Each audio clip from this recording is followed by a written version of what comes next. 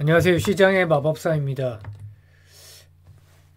건자재 가구 쪽이 최근에 호실적을 기록을 하고 있는데요. 일단 하츠가 실적 발표한 지가 좀 됐는데 1Q가 굉장히 실적이 잘 나왔습니다. 근데 주가는 반응이 거의 없는데 1분기 매출이 37.8% 증가, 영업이익은 671% 증가, 영업이익률은 6.1%.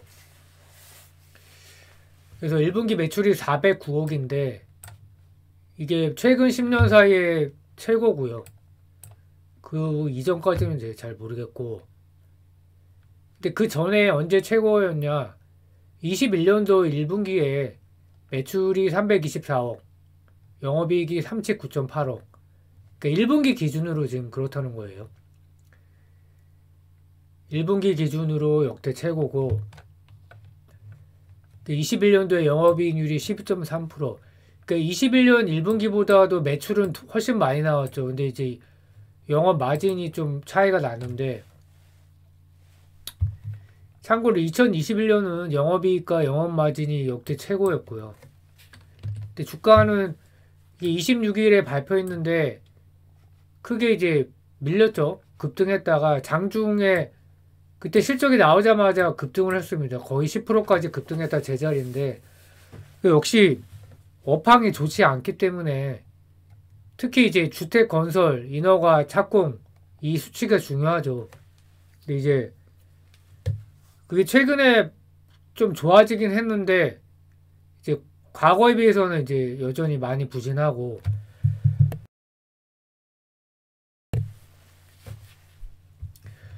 가장 이제 큰 이유는 미국 기준금리가 계속 고금리가 유지가 되고 있죠. 지금 10개월짜리인가 그렇고 5.5%가 계속 동결되고 있는 상태고 그래서 이제 모멘텀이 부족한 거죠. AI나 전력기기, 화장품 이런 쪽은 실적이 일단 좋기 때문에 막 달렸는데 실적이 지속성이 의심이 되는 거고 근데 물론 이제 내년 이후에는 공급이 확대되면서 좋을 거라고는 하지만 이 건설 건자재 섹터가 기본적으로 이제 성장하는 섹터는 아니기 때문에 시장의 관심을 받지는 못하고 있다.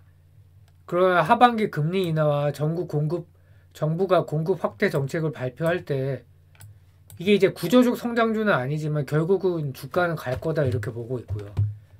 또 현대리바트가 이제 엊그제 발표를 했는데 매출이 36%나 증가를 했고 영업이익이 이제 68억 흑자 전환을 했습니다. 76억 적자에서 이제 컨센을 크게 상회했는데 컨센이 영업 손실 2억이었는데 68억이니까 이제 크게 상회를 했고 근데 B2B 사업이 호조를 기록하면서 흑자 전환을 했고요. B2C 가구도 물론 좋고 B2B 가구도 좋고요. 64.5% 증가. 그래서 B2B 가구는 빌트인이 94.4% 신장. 선박 쪽.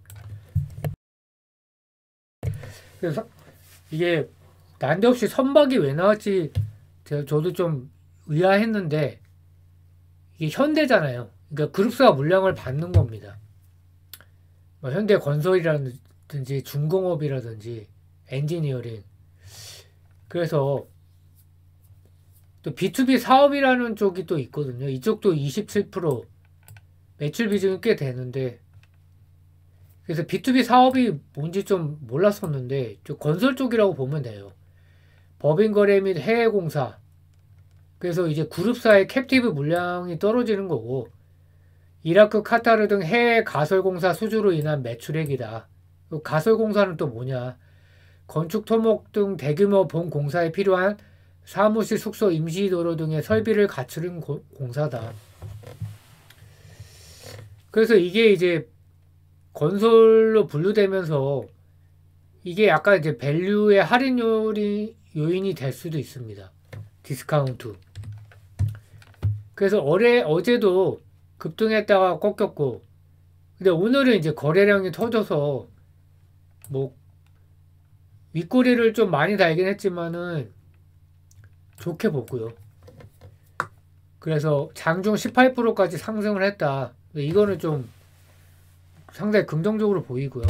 근데 섹터가 안 좋으니까 밀린 거긴 하지만 결국은 이제 실적의 추세는 막을 수 없다. 저는 그렇게 보고 있고요. 그래서 건설 경기 여전히 부진하나 장기 투자 가치가 이제 있다고 저는 그렇게 생각을 하고 있고, 그러니까 다른 섹터가 많이 올랐잖아요. 뭐 가는 놈만 물론 간다고 하지만 이런 애는 이제 알게 모르게 올라갈 거다 이렇게 보고 있고, 하반기 금리 인하 및 정부 공급 확대 정책을 하게 되면 이게 이제 모멘텀을 받는 거죠. 지금은 실적만 갖고 가는 건데 이제 모멘텀도 받아야 되니까. 그 제가 원래 이제 관심을 가지게 된 거는 내부자 매수가 이제 3만 주나 있었거든요. 그러면 2억이 넘죠. 그리고 기업 내용을 보니까 턴어라운드를 목표로 했다고 했는데 사실 이때 느낌이 왔습니다. 이때가 3월 달이었는데 그래서 이제 좋게 봤었고 7,600원, 700원에서 8,500원이니까 아직 많이 오른 상태는 아니고요. 그래서 이만주, 대표이사 윤기철, 그 사내이사 강민수 이렇게 이때 사실 상당한 힌트를 줬다고 이렇게 보였고요. 그리고 한샘이 계속 주가도 오르고 좀 뭔가 이제 신호가 있었거든요. 이제 그걸로 제가 좀 느낌을 잡았고 한샘도 실적을 발표했는데 4분기 연속 흑자를 기록을 했고요. 1Q 실적이 컨센을 대폭 상회를 했다. 매출은 3.5% 증가했는데 영업이익 130억. 그래서 실적이 호전됐는데 시장 상황을 고려한 영업 전략 및 구매 원가 절감, 판매 관리비 운영 효율화를 통해 영업이익이 287억이 증가했다. 그래서 이사 수요 감소에 따라 고수익 단품 중심 영업 전개를 했다. 그래서 마진 관리를 했다는 거고요. 가격 최적화 및 구매 원가 절감, 그리고 성과 기반 홈쇼핑 채널 편성 최적화 및 생활용품 매장 감소에 따른 용역비 축소, 비용을 좀 감소를 했다는 거고, 일회성 비용 제거로 판매 관리비 축소. 그래서 지금 대주주가 PEF죠. 그리고 그 뭐 해결사라고 해야 될까요? 그 여성 CEO가 부임하면서 그때 이제 대표이사가 바뀌었다는 소식으로 뉴스로만 해서 그때 주가가 좀 반응을 했었고, 그래서 이제 주가도 잘 가고 있고요. 그래서 비교를 1Q 실적을 비교를 해봤는데 놀랍게도 매출액은 현대리바트가 조금 더 앞섰어요. 근데 이제 영업이익이 차이가 많이 나죠. 거의 2배 차이가 나고, 그래서 영업이익률이 한샘도 높은 건 아니지만 영업이익률이 2배 차이가 났다. 그 시총은 더 훨씬 많이 차이가 나죠. 거의 뭐 9배 정도 차이 나나요? 그리고 최근에 뭐 최근 저점 대비해서 한두 달 사이에 주가를 보면 19% 상승, 한샘은 42%. 그러니까 오늘 좀 많이 밀린 거 감안해도 상승률 차이가 많이 났다. 근데 이 이유가 뭘까 생각을 해봤는데 한샘도 이제 당연히 빌트인 뭐 이쪽이 있으니까 그 건설 경기 영향이 있는데 이게 좀 차이가 결정적인 부분은 B2B 부분인 것 같아요. 아까 이제 그룹사 물량, 캡티브 물량이 떨어지는 건데 이게 비중이 꽤 된다. 이제 작년 사업 보고서 기준인데 이게 일종의 디스카운트 요인이 된다. 네, 그렇게 보고 있고, 다만 이제 실적이 이런 추세가 이어질 거라고 저는 보고 있거든요. 분기별로 조금 차이가 날 수 있는데, 그래서 모멘텀까지 받게 되면 현대리바트 좋을 거다. 이제 그렇게 보고 있고, 그래서 섹터가 핫하지는 않지만 구조적 성장을 하지 않지만 이제 부동산 경기도 좋아지고 그러면 결국은 꽤 수익률은 꽤 나을 것 같다 이렇게 보고 있습니다. 현대리바트가요. 예. 주말 잘 보내시고 또 철감기가 유행을 하니까 감기 조심하시기 바랍니다. 감사합니다.